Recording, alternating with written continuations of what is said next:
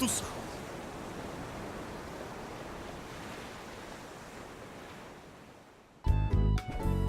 ¿Tú estás ahí? ¿Sí? Qué bueno. Te deseo lo mejor, ¿sabes? Lo que más quiero es que te vaya bien. Yo creo que eso es lo que debe caracterizar a todo buen ser humano. Querer que a los demás le vaya bien. Y yo, poniendo al del apartamento azul como testigo, quiero que a ti te vaya bien. Hoy te envío toda la fuerza que tú necesites para seguir adelante y que tú requieras para vencer las dificultades y los problemas. Hoy un tema común por estos días, dolorosamente común, un tema realmente que a mí me cuesta, pero que se volvió, qué sé yo, se volvió normal. Casi que a mí me pregunta, padre, ¿y tus papás se separaron cuándo? Y entonces cuando uno dice, no, mis papás todavía no se separaron, lo miran a uno así como, pero tú eres de la vieja guardia. O sea, tú eres de los viejos, porque lo normal es que los papás se separen hoy, eso es lo normal. Lo normal es que cada niño que se encuentren, no, yo soy de papá separado. Entonces, es un tema que hay que trabajar. Yo tengo que decirle, yo no creo que sea el ideal. Yo creo que el ideal es que vivan juntos el resto de la vida. Yo creo en eso. Entiendo que hay una realidad y que hay que enfrentar esa realidad y que hay que trabajarla y que hay que superarla. También eso lo entiendo. Entonces hablemos hoy de eso. Estoy con Mauricio Pareja Baiter. Mauricio Gabriel. Alberto José. ¿Cómo estás tú? Muy bien, gracias a Dios. Bro, ¿cómo superar una separación? Ese es el tema que a nosotros nos plantean. Pero yo me imagino, Mauricio, que para poder hablar de cómo superarlas hay que hablar de cómo se dan las separaciones. Obvio, hay que mirar la fuente. Dolorosamente, las separaciones no se dan en un quirófano. Sería chévere que se dieran en un quirófano, porque cuando se dan en un quirófano se cortaría por el punto y la cortadura sería impecable. Sí. Y si en el futuro se van a unir, eso sería facilito pegarlo. Sí. Pero no, normalmente se da como una desgarradura. Sí. Ras. Quedan tiras, flecos de un lado y de otro, que duelen, que son terribles. Normalmente, ¿cuáles son los motivos de separación? Yo tengo varios aquí, Mauricio. Tengo inmadurez, egoísmo, falta de comunicación, rutina, falta de sinceridad, infidelidad, cacho, cualquier vaina de esas que quepan ahí en falta de sinceridad, inseguridad y todas juntas. Todas las anteriores. No sé, ¿qué piensas de esas causas? A ver, yo creo que aglutina una serie de factores que también son reflejo de lo que es nuestra cultura. Yo creo que el asunto, con toda esa lista, más las que faltaron, son en cierta medida reflejo de nuestra época, el tiempo en el cual estamos viviendo. No significa que antes no había separaciones, no significa que antes no había rupturas, no significa que esto sea algo nuevo que estamos descubriendo, no. La lista que mencionas, egoísmo, falta de comunicación, etcétera, están reflejando en cierta medida cómo nuestra cultura está manejando el tema de la unión, cómo nosotros nos unimos como pareja. Eso también va a implicar cómo nos separamos. Habría que echar una mirada de nuevo. Sí, de nuevo, cómo se están juntando las parejas. O sea, ¿tú inclúyeme crees? en la lista, porque yo soy casado, acuerda que yo no soy sacerdote. Hay personas que me ven hablando con el padre Linero y después me dicen, padre, mire que... No, estoy hablando como Pero casado usted es el también. papá de Sofía y José Alejandro, el esposo de Yana. Por cierto, Sí, saludos, señor. José Alejandro. Y dile que los retos, dile que cuando es que vamos a jugar tenis. Estamos pendientes. Dile que por favor. Estamos pendientes. Y de Yana, bueno, y un beso a Yana y un beso a Sofía también. Tú dices, ¿cómo se juntan? De alguna manera va a manifestar o nos va a dar señales de por dónde se van a separar. Bueno, desarrolla más no eso. No es causa y efecto, porque tú sabes que de una u otra manera yo no manejo el pensamiento lineal, más bien sistémico, pero sí creo que hay una cierta correlación que sienta las bases para que las cosas sucedan. Dame ejemplos de eso. Dame ejemplo de eso, porque así piensa, por ejemplo, tú que me estás viendo y que estás casado, cómo conociste, cómo te juntaste, cómo empezaste tu relación. Entonces uno dice, no, es que la relación, el noviazgo fue muy rápido. Y otro dice, no, es que el noviazgo fue extremadamente largo.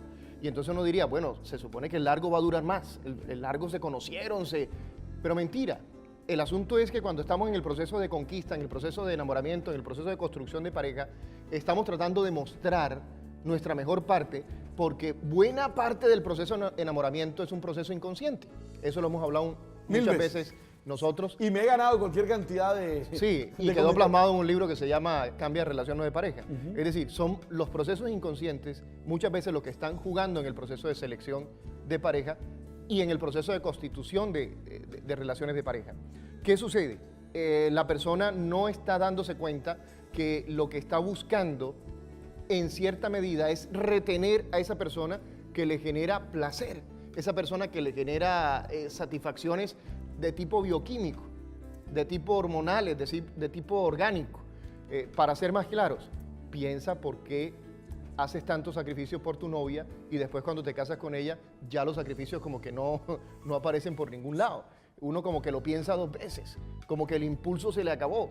Y entonces inmediatamente lo que dicen es se te acabó el amor. No, no se te acabó el amor. Estás viviendo un proceso de tolerancia a una droga que se llama serotonina y que se llama dopamina. Así de crudo es el asunto. Suena muy cruel. Cruel, terrible. Cuando lo digo así la gente dice, mataste el amor. No, no maté el amor. De pronto la ingenuidad con la que uno vive el amor, quizás, tal vez, a lo mejor. Es lo que pasa, por ejemplo, con los drogadictos. Los drogadictos llega un momento en que la droga con la que iniciaron generan tal nivel de tolerancia que de ahí para adelante la misma dosis ya no le sirve. Miren el mismo proceso de enamoramiento. La primera vez que se miraron, engancharon las miradas, engancharon los corazones. ¿Qué sucede? Automáticamente tratan de llamarse más, tratan de verse más, tratan de olerse más, tratan de juntarse más. ¿Por qué? Porque eso va creciendo. El deseo de que el cuerpo genere esas sustancias y produzca placer va incrementándose hasta que llega un momento en que la dosis ya no te alcanza, ya no te produce el mismo placer y tienes que meterle más y más y más hasta que Esa llega es un la razón momento- por la que hay sobredosis, ¿no? sobredosis. Y no solo eso. Esa es la sino- razón por la cual hay sobredosis en los adictos. En- Es decir, en las drogas. un adicto antes con un pase, pan, Sí, quedaba queda- listo. queda- Ahora tiene que pegar 2 pases, Claro. después 4, después 20, después 30. Y normalmente empiezan con las llamadas drogas blandas y después te dan el salto a las drogas duras. Sí. Que por lo menos ahí expreso yo mi punto de vista. Por eso me parece un peligro la legalización de las drogas. Porque te están dando el paso para que las drogas blandas te sirvan de pretexto para dar el salto a las duras. Sí, porque ahora hay una cantidad de gente diciendo, no, pero es que la marihuana No hace nada. es inocua. es hasta buena. Medicinal. El ¿Cómo que problema lo- es que el problema es, Lo proponen ahora como drogas recreativas. claro, el problema, Mao, es que yo conozco amigos míos Claro. que se fumaron un tabaco marihuana y nunca más se fumaron nada. Pero Sí. también conozco amigos míos que se fumaron un tabaco Sí. marihuana y nunca más dejaron de hacerlo y están de desechables en las calles. Coge la misma analogía y mira el nivel de promiscuidad que estamos viviendo en nuestra sociedad. Ok. ¿Qué pasa? Que una relación de pareja que quiere construir fidelidad, que quiere construir respeto, hombre, el cursito debería ser un cursito de fidelidad y de respeto, pero el curso prematrimonial que hacen muchas parejas es gózate a cuanta vieja se te atraviese, gózate cuanto más se te atraviese, porque cuando te cases vas a ser fiel. Absurdo. Claro. Y Es más o lógico. menos como decirle a un basquetbolista, acuéstate a dormir y engórdate, Que y después- guarda calorías que cuando Sí. juegues Todas esas calorías se te van a se ir. van a ir. Sí. ¿Cómo no? Entonces, si el curso va a ser de fidelidad, no hagas curso de promiscuidad, porque por ahí no vas a después a tener nivel de control. ¿Qué pasa? Que cuando llegue el nivel de tolerancia en la relación, la persona no se va a satisfacer con esta, entonces automáticamente mira a la vecina, mira del otro lado, y empieza la búsqueda de la droga, porque en el fondo están buscando la droga que genera el organismo. Es una droga que se activa al ver al otro, al oler al otro, al sentir al otro, y la produce tu organismo. Ok. Bien, pero mi pregunta es, ¿cómo superan los niños esta separación? Ya se dio. No fue lo que ellos esperaban, no fue lo que ellos soñaban, porque nadie se casa para separarse, Sí. pero se dio la separación. Al volver, quiero que me precises Sí. unos tips o que me precises una reflexión en torno a cómo Sí. se puede superar eso. ¿De acuerdo? Vale. Ya vengo.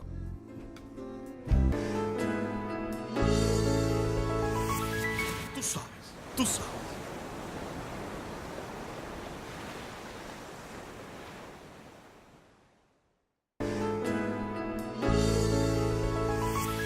Tú sabes, tú sabes.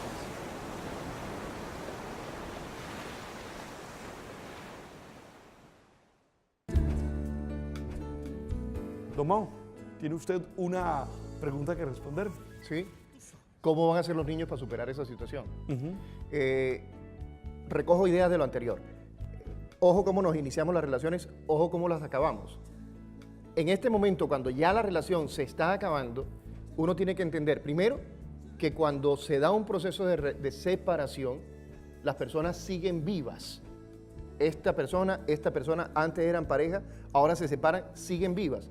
Lo que muere en el proceso de separación es la relación. Eso es lo que muere. Hay que hacer un duelo. La pareja tiene que hacer un duelo. Y en la medida en que la pareja haga ese duelo y en la medida en que la pareja vaya superando la situación, los hijos irán viendo, irán asimilando, porque yo soy de los que creo que aquí hay que aplicar aquel principio que le dicen a uno cuando sube a los aviones. Uno se sienta en la silla, le ponen la pantallita o sale la persona que da las instrucciones y dice, en caso de despresurización caerán unas mascarillas de oxígeno. Colóquesela usted y después auxilie a los menores que tenga a su lado. O sea, ¿tú crees que aquí también funciona igual? Exactamente. En la separación, primero estabilícense. Ok. Primero respiren. Ajá. No se ahoguen. Para que puedan comunicarle a sus hijos paz, serenidad, tranquilidad. No engañarlos, no decirles que aquí no está pasando nada, tranquilo. No, porque no se trata tampoco de que mostremos algo que en sí es anormal como si fuera normal. Y no es normal porque cuando se comprometieron, no se comprometieron para eso. Nos guste o no nos guste, le duela o no le duela, toda separación es un fracaso. Es un fracaso a un proyecto en el cual usted con su pareja se embarcó. Por eso, si quiere empezar a vivir un proceso de sanación interior, tiene que incluir la humildad en su proceso de separación. Reconozca con humildad, usted no se casó para eso, usted no se unió para separarse, hoy tiene que enfrentar una separación. Si uno niega esa realidad, se va a hacer más doloroso el proceso. Para él, para ella y por supuesto para los hijos. Porque no hay nada más incómodo para un hijo que ver un papá, una mamá sufriendo, aparentando de que no pasa nada. Porque muchas veces los papás creen que los hijos son bobos y no se dan cuenta. Y los pelados sí se dan cuenta. Entonces, primero, estabilícese usted. Ayuda mucho, tengo que reconocerlo, los procesos de crecimiento espiritual. Y aclaro, espiritual. Pueden ser personas que para lograr la estabilidad emocional buscan un terapeuta, buscan un grupo de apoyo, o los amigos, las redes sociales, los amigos, les ayudan a estabilizarse mucho.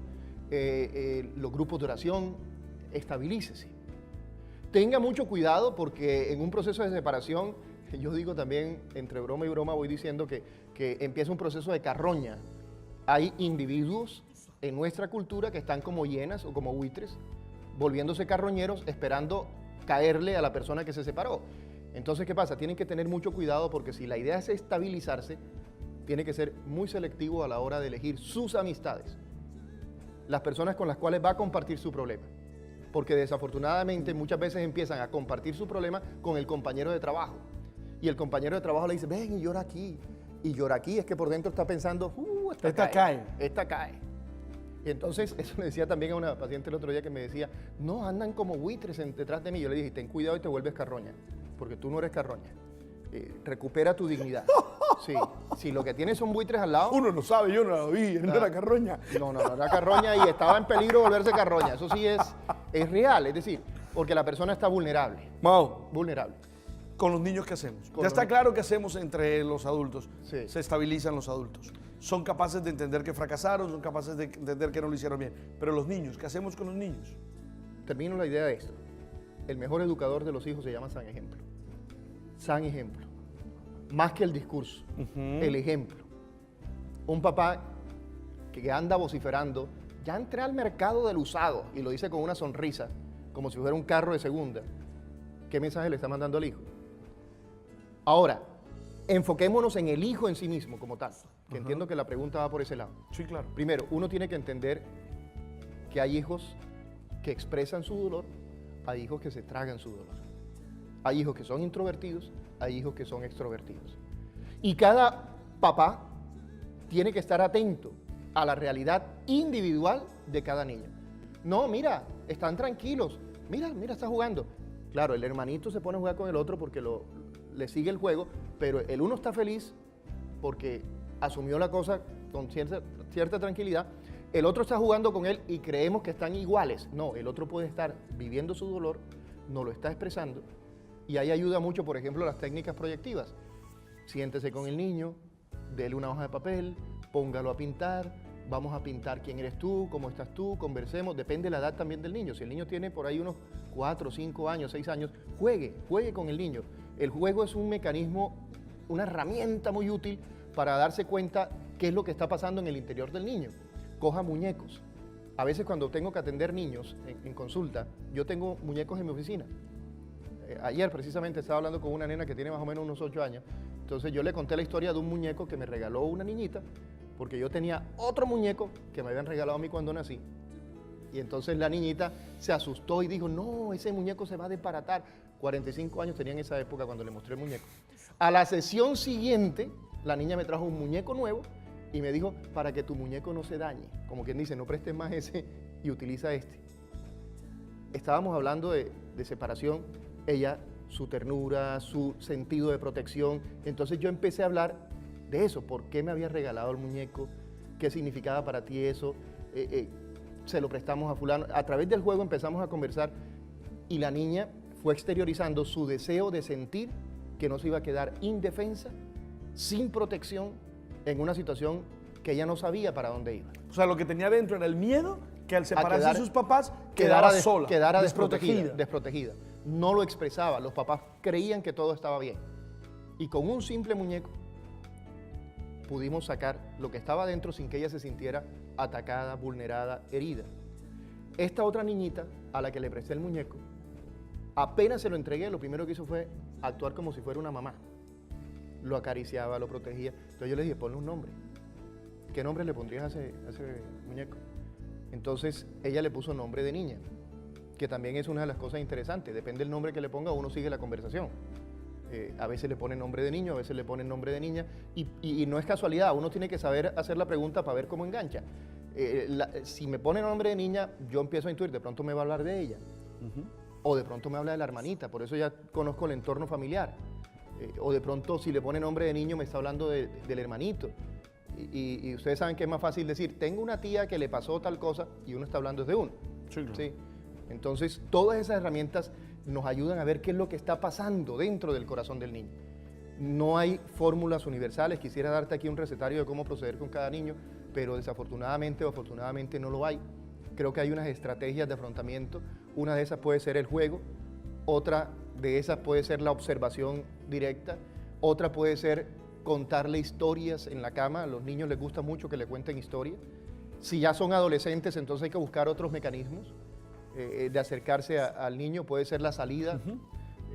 Creo que son más las estrategias las que nos ayudan a entender qué está pasando. Yo investigué y me encontré, por ejemplo, que uno que decía permitir que se expresen. Y decía, es inevitable que la separación de los padres cause un efecto en los hijos a cualquier edad. Ellos viven como un duelo porque es una pérdida e implica para ellos un cambio de vida. Entonces, lo importante para nosotros sería que permitieran que se expresen. Eso fue lo primero. Lo segundo que encontré, Mauricio, era brindarles estabilidad. Claro.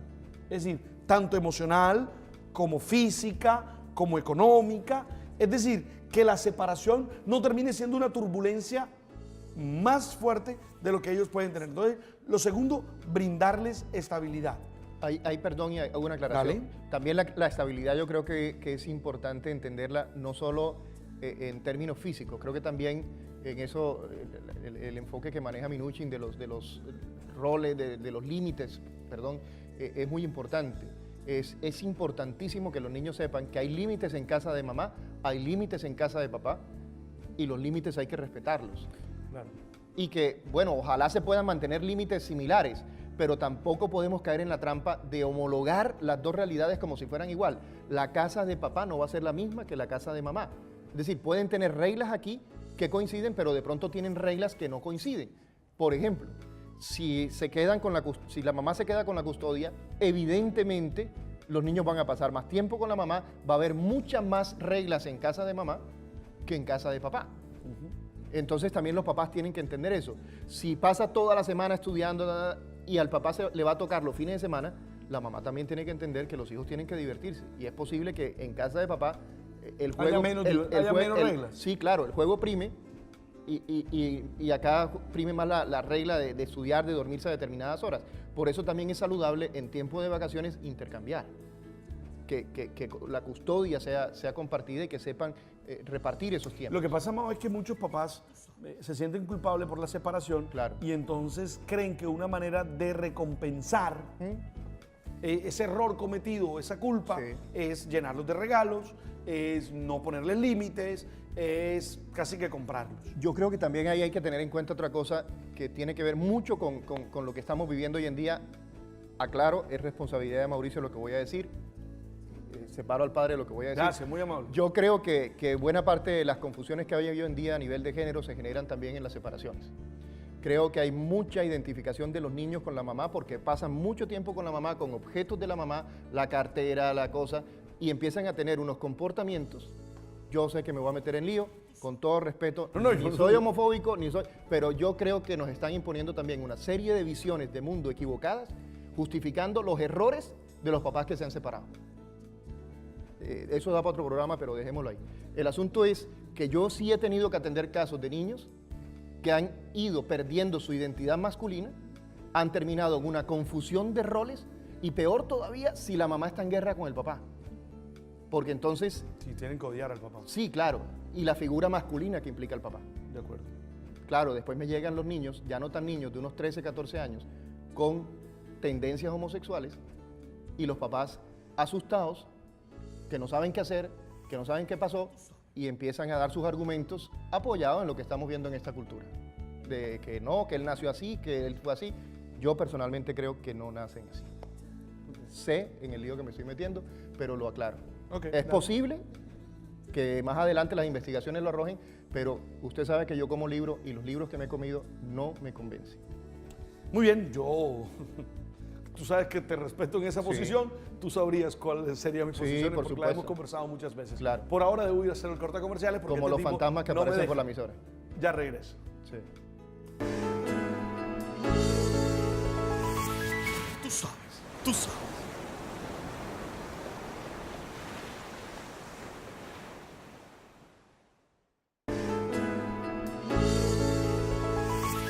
Tú sabes, tú sabes.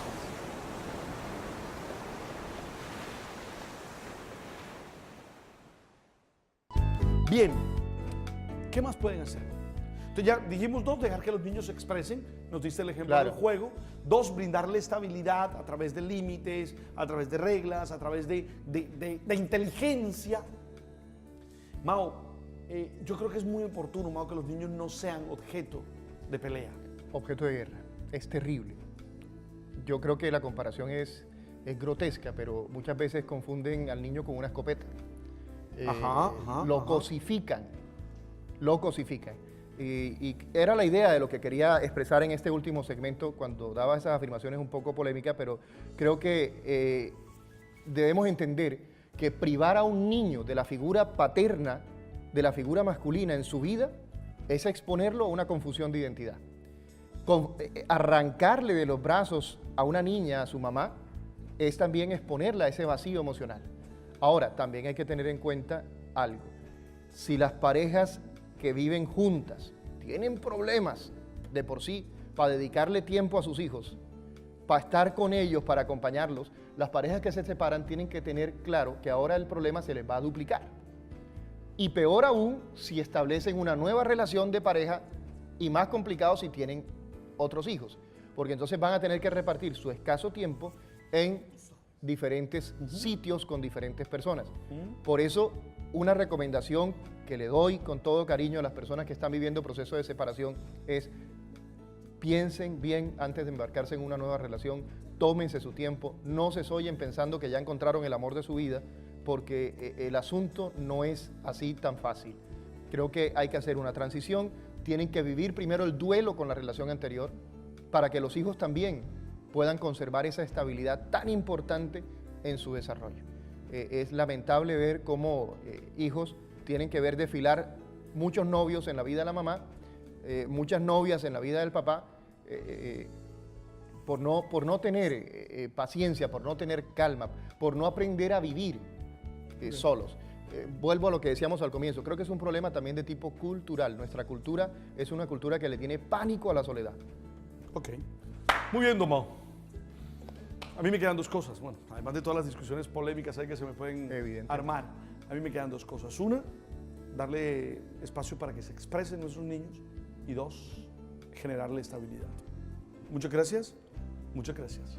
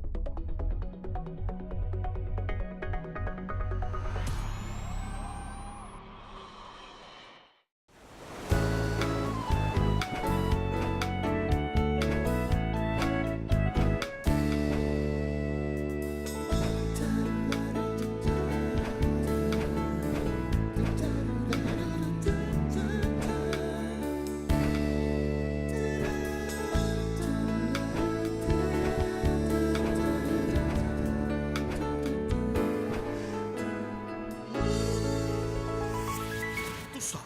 Tú sabes.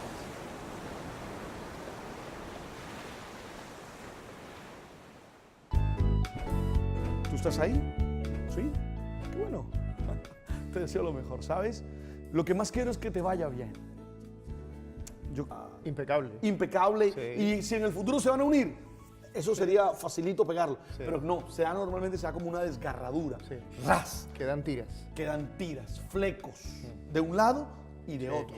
Que duelen, que son terribles. Normalmente, ¿cuáles son los motivos de separación? Yo tengo varios aquí, Mauricio. Tengo inmadurez, egoísmo, falta de comunicación, rutina, falta de sinceridad, infidelidad, cacho, cualquier vaina de esas que quepan ahí en falta de sinceridad, inseguridad y todas juntas. Todas las anteriores. No sé, ¿qué piensas de esas causas? A ver, yo creo que aglutina una serie de factores que también son reflejo de lo que es nuestra cultura. Yo creo que el asunto, con toda esa lista, más las que faltaron, son en cierta medida reflejo de nuestra época, el tiempo en el cual estamos viviendo. No significa que antes no había separaciones, no significa que antes no había rupturas, no significa que esto sea algo nuevo que estamos descubriendo, no. La lista que mencionas, egoísmo, falta de comunicación, etcétera, están reflejando en cierta medida cómo nuestra cultura está manejando el tema de la unión, cómo nosotros nos unimos como pareja. Eso también va a implicar cómo nos separamos. Habría que echar una mirada. De nuevo. Sí, de nuevo, cómo se están juntando las parejas. O sea, ¿tú inclúyeme crees? en la lista, porque yo soy casado, acuerda que yo no soy sacerdote. Hay personas que me ven hablando con el padre Linero y después me dicen, padre, mire que... No, estoy hablando como casado. Usted es el papá de Sofía y José Alejandro, el esposo de Yana. Por cierto, Sí, saludos, José Alejandro. Y dile que los retos, dile que cuándo es que vamos a jugar tenis. Creo que eso es lo que debe caracterizar a todo buen ser humano. Querer que a los demás le vaya bien. Y yo, poniendo al del apartamento azul como testigo, quiero que a ti te vaya bien. Hoy te envío toda la fuerza que tú necesites para seguir adelante y que tú requieras para vencer las dificultades y los problemas. Hoy un tema común por estos días, dolorosamente común, un tema realmente que a mí me cuesta, pero que se volvió, qué sé yo, se volvió normal. Casi que a mí me pregunta, padre, ¿y tus papás se separaron cuándo? Y entonces cuando uno dice, no, mis papás todavía no se separaron, lo miran a uno así como, pero tú eres de la vieja guardia. O sea, tú eres de los viejos, porque lo normal es que los papás se separen hoy, eso es lo normal. Lo normal es que cada niño que se encuentren, no, yo soy de papá separado. Entonces, es un tema que hay que trabajar. Yo tengo que decirle, yo no creo que sea el ideal. Yo creo que el ideal es que vivan juntos el resto de la vida. Yo creo en eso. Entiendo que hay una realidad y que hay que enfrentar esa realidad y que hay que trabajarla y que hay que superarla. También eso lo entiendo. Entonces hablemos hoy de eso. Estoy con Mauricio Pareja Baiter, Mauricio Gabriel. Alberto José. ¿Cómo estás tú? Muy bien, gracias a Dios.